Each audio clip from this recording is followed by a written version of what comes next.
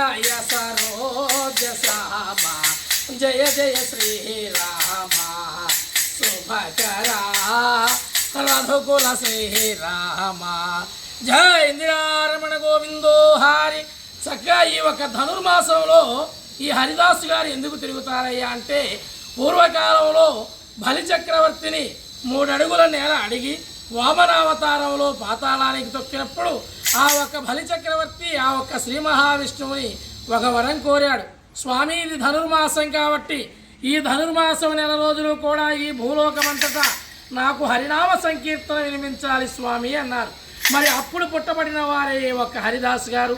ఈ ఒక్క హరిదాసు గారు ఈ ధనుర్మాసం ప్రారంభమైనప్పటి నుంచి కూడా మళ్ళీ చక్కగా ఈ మకర రాశిలోకి సూర్యుడు ప్రవేశించే వరకు కూడా, ధనుర్మాసం అనగా ధనుస్సు రాశిలోకి సూర్యుడు ప్రవేశించినప్పుడు వచ్చేది ధనుర్మాసం.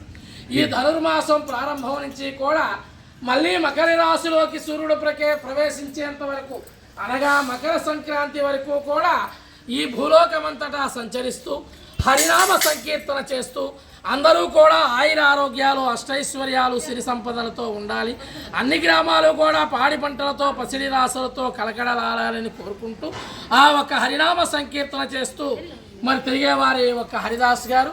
అటువంటి హరిదాస్ గారికి మరి ప్రతి ఒక్కరు కూడా హరిదాస్ గారి దీవెన ఈ ధనుర్మాసంలో తీసుకుని శుభము కలిగి లాభము కలిగి శుభోజ్జయంబు కలిగి జయ రమణ గోవిందో హాయ్.